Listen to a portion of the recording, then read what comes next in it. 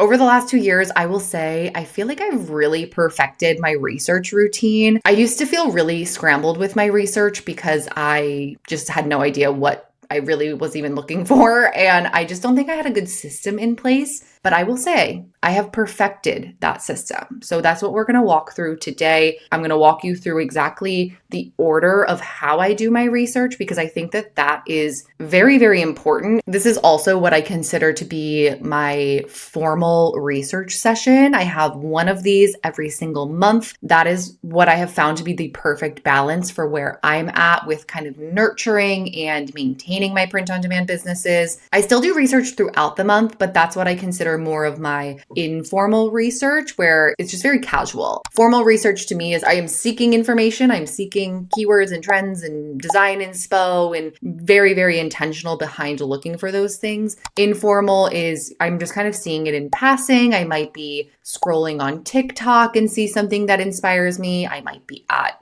Target and see something that inspires me. It's just in passing, and that is still happening all month long. Before we hop onto Etsy, I'm going to share my screen. Here is my August trend report. So I put these trend reports together every single month, and I want to zoom out and look at August here for a second. So the very first part of my research routine is design research. I specifically start with design research because it allows me to be much more open-minded looking at designs without having a specific niche, a specific keyword in mind. I still do keyword research, but that is the second part of my research process. I used to do keyword research first, and the trap that I found myself getting into is I had a bunch of keywords that I was looking to create for. Then when I would go to do design research, I found myself really hyper fixating on how the design would make sense for the specific niche that I was targeting. It led me to a lot of overthinking. It also led me to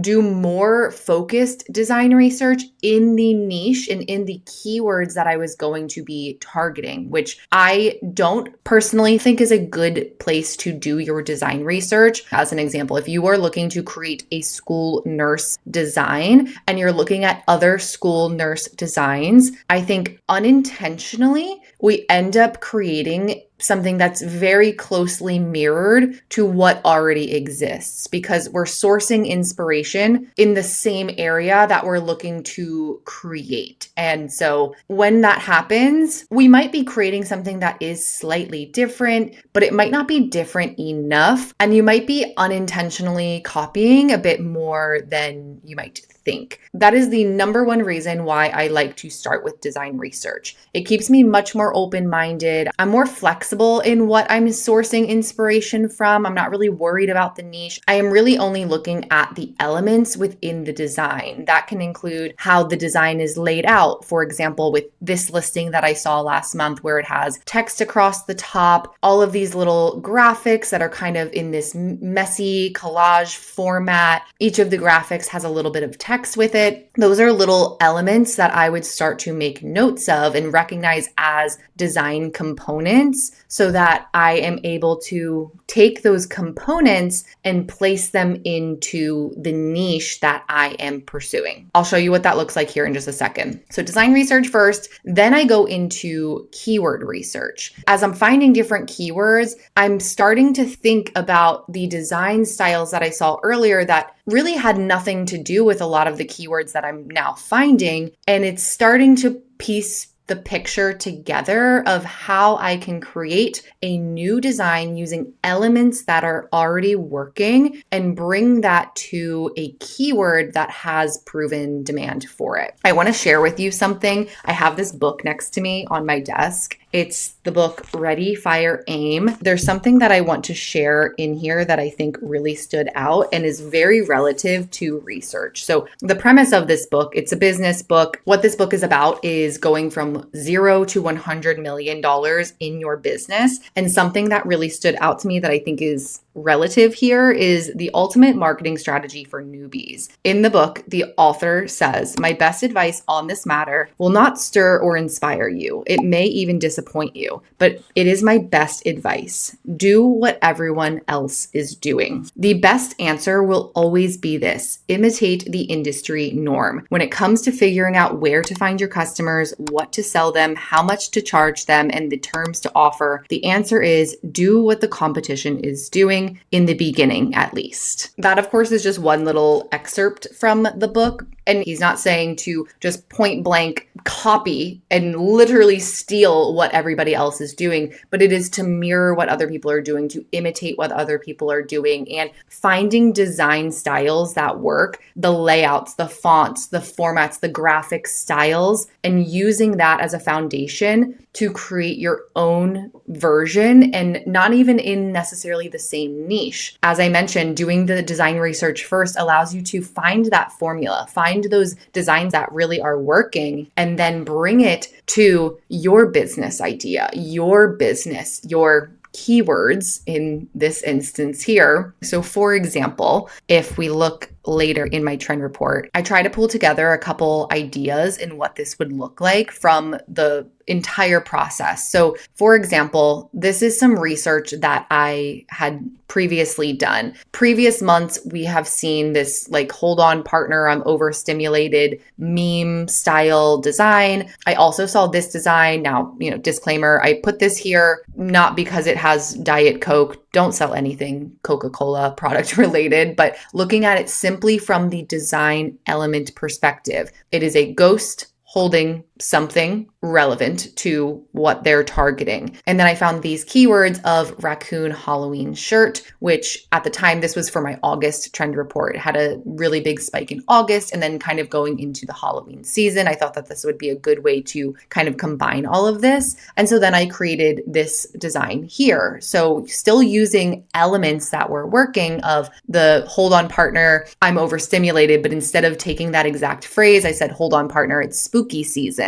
And then I brought it into the raccoon that people are interested in. I don't really quite understand that, but that's okay. I don't have to understand it. And he is holding a pumpkin. So holding something, taking the phrase, putting my own spin on it, using the keywords, all of this helps formulate what I create. Here's another example with the school nurse and this friendship bracelet style design. I wouldn't want to create another school nurse design just like this, but I found this keyword of gift for pregnant women, and I thought a really cute design to create for that keyword could be still using that friendship bracelet style, and then I did mama to be. Third example, here is a design style that's been doing really well. It's this stamp style, and I decided to take this and apply it to this keyword of skiing mug, and I made this design here. So it has those skiing elements, but the stamp style that's working really well over here. This, I think, gives a really good picture of what Michael Masterson is saying in the book of you don't want to necessarily recreate the wheel in the beginning. You want to pinpoint those things that are already working and create based off of that until you get your first sale. And this book, I am only, you can see, this is as far as I am into it. I've already highlighted so many things in it, but the main thing that this book focuses on is how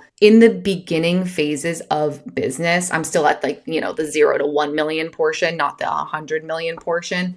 And it talks about how your only job is to sell during that phase and only focusing on the things that are going to help you make that sale. There are other things that we often get caught up in as entrepreneurs, as aspiring business owners. And a lot of those things are what he calls tertiary tasks, things that aren't relevant, aren't moving the needle. They feel like you're doing something, they feel important, but they aren't contributing to getting that first sale or that first 100 sales, wherever you might be in that beginning portion of business. So it's a good read. I'll link it in the description box below. Okay, so let's put this to practical use on Etsy. Because we don't have a keyword or a particular niche or anything like that that we're looking for, I like to start by doing just a ton of broad research. I have this little phrase that I like to say that where there are sales, there is data. If things are selling, you can get a lot of really good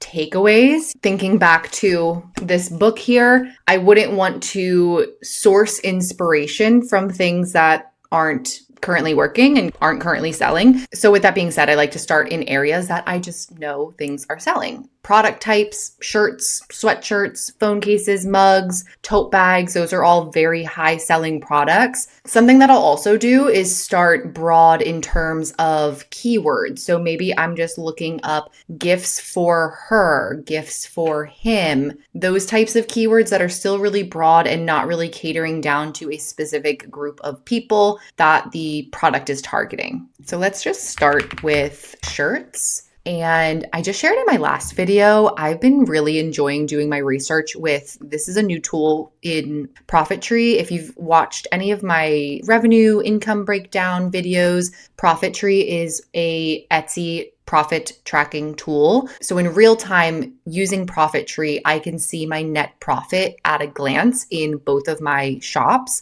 But they just released this Etsy radar tool, which I have been loving because I'll just show you. It has a lot of metrics that it is bringing to me at a glance without me having to dig through the search results. The specific column that I have been enjoying for this research process is the demand column, because again, where there are sales, there is data. So if I can specifically look at listings that are in 20 plus carts, X amount have sold in the last 24 hours, things that are getting views, 20 views in the last 24 hours, 17 views in the last 24 hours. Those are all good indicators. And what I like to typically see when I'm actually clicking into an Etsy listing, I can see here at a glance. I don't have to dig through the search results and look and find all of these metrics, which typically you would have to do. If I was here in the search results, I can see things like bestseller badges and popular now badges, but I would then have to click into the listing to be able to see that 3 people have bought this in the last 24 hours. So I've been really enjoying that for a sake of saving time. Of course, you can see other metrics as well, very similar to other research tools. Research tools, if I'm being really honest, I think they're something that they really can make a big difference in your growth on Etsy. Don't get me wrong, I was able to grow my first shop for a very long time. I didn't use any research tools with my first shop for, I think, about 8 months was when I actually bought a computer. I didn't even have a computer when I first started print on demand. I just used my iPad, and I was still able to grow and get results. However, I will say that once I did start using a research tool, of the, say, for example, I created 10 listings. Of those 10 listings, instead of only one of them actually getting traction and selling, then I was seeing 5 of them getting sales and getting more traction because I was a lot more focused and I actually had data behind what I was doing. So I was able to be a little bit more precise with the keywords I was using, with what I was researching. It really did make a difference, I will say. But research tools, find one that you like. If you are curious about Profittree, this video is not sponsored by Profittree, but I do have a affiliate link with Profittree, and they were so kind to give me a lifetime access affiliate link. So with their lifetime access, that's what I'm logged into right now. And I'm able to see all of this. You don't have to upgrade or anything like that. Of course, yes, there are some things that are blurred out, but I don't really think that those things are as important for what I like to look for when doing research. And so if you are looking to have a research tool where you aren't spending a monthly subscription, I think that this can be a really great option because it's just a one-time payment of $67 and then you're not paying every single month. So just some food for thought. Like I said, this isn't sponsored. I just think it is a really good bang for your buck and you can get a lot of really good information really quickly. But nonetheless, those are some of the things that I'm looking for. And then I do like to scroll through the search results and see if there's just anything that captures my eye. I like this design right here. Usually when I see something that I like and is capturing my attention, I'll take a screenshot of it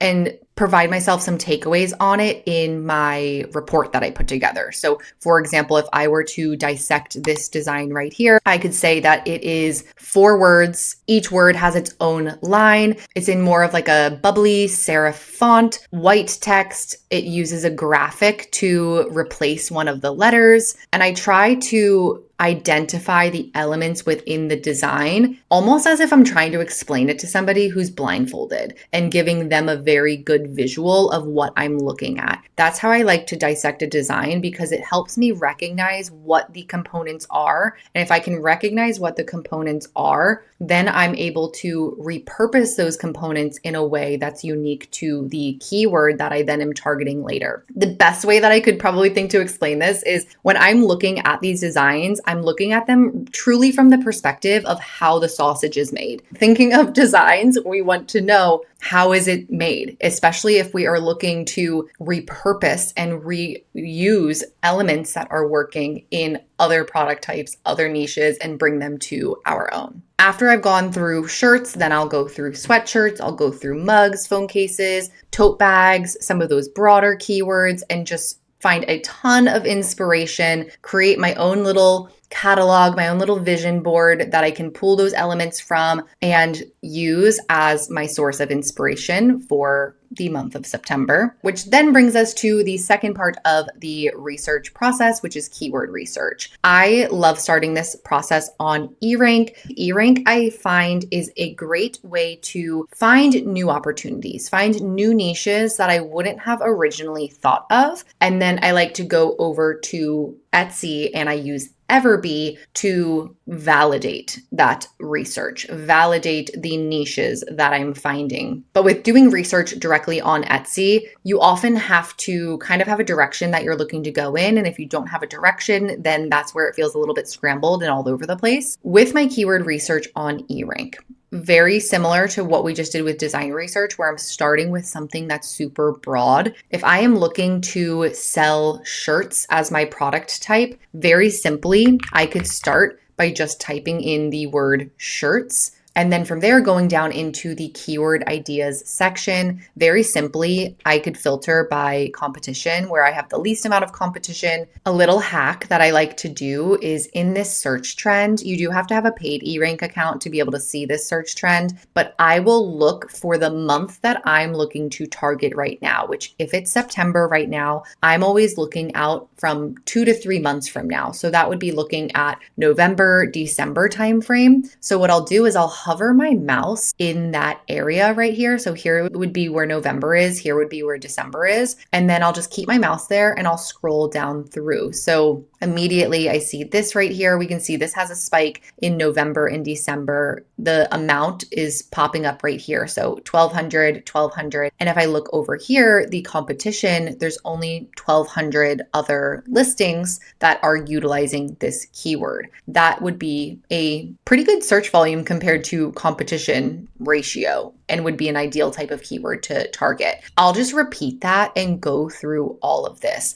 Of course, if you see something that wouldn't necessarily be safe, like this is Disney, please avoid Disney. Do not do anything Disney related unless you want to have your shop shut down and or be sued. I just repeat this though, going through. So I'll find my positioning as I go to the next page and then just see if something like this is very relevant to the other keyword that we found of chestnuts. So chestnuts couples shirts. We can see corgi crew neck that has little spikes here in November and December. See if there's anything else that pops up. Group witch shirts, October.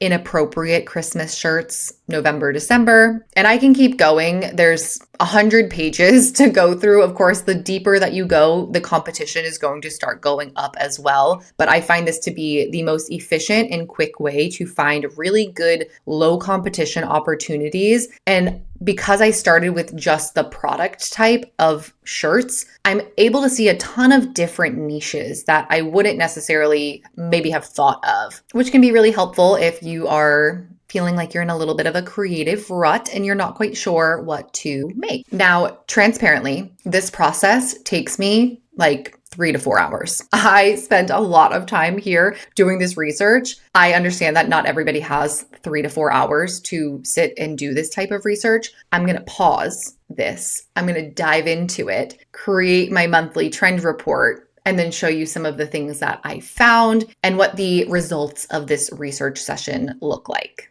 2 hours later. Okay, it is now 2 hours later. I want to show you everything that research session brought to life. So oh, that's not what I want. This is what I want. Okay, beautiful. So in the report that I put together, as you can see, I have pages and pages and pages now of all of my research. For example, I'll walk you through from start to finish what this process then brings me to be able to do on repeat that gets me sales in my shops. So for example, I found this listing here. I took away from this that it's just small, simple graphics in a row. It's a handwritten style font. It's all caps. The keyword that I used for this, as I was doing my research, you can see that I do a lot of keyword research. I have pages and pages and pages of keywords, but what keywords stood out to me that inspired me to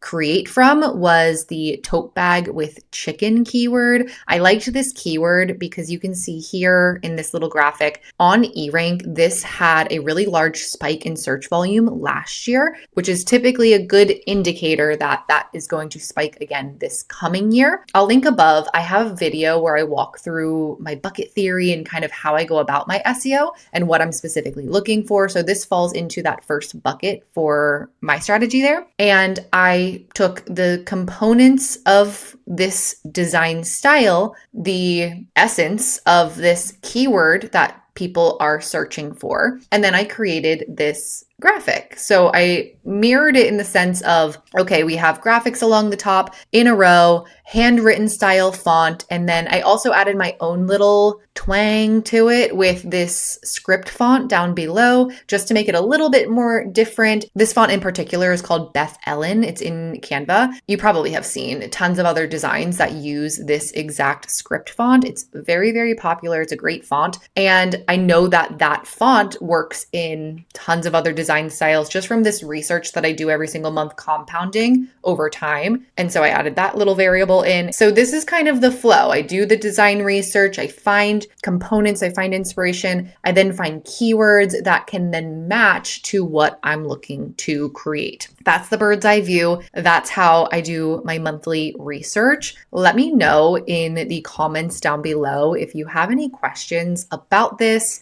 I think what's really helped me with this process is that it's just very straightforward. Design research, keyword research, create. My brain, the way that my brain works, I personally get very overwhelmed when I have too much at my fingertips. And so I'll do this in a very A to Z format. I list the same way, very A to Z, because if I spend too much time on A, then I start overthinking what I'm going to then do at step B, step C, D, and so on. So this has really helped my process. If you are maybe like-minded to me, where you need to kind of see a process through, I hope that this will help you. If you want to grab my trend reports, what I put together, I actually share as well inside of my community. And then I also have just my monthly trend report membership where you can get all of the trend reports that I make each month for just $7. So if you don't want to join the full course community and you're just looking to get all of the keyword research and design templates that I create and all of my monthly research, then I'll have that linked in the description box below. If you don't have a ton of time and you just want to streamline, that's where it would be a good resource for you. But you, by all means, can do this completely on your own. And I hope that my process helped you out. Let me know in the comments if it did. Give this video a thumbs up if you enjoyed it. And I hope that you're having a wonderful morning, afternoon, evening, wherever you are in the world. And I will see you in the next one. Bye.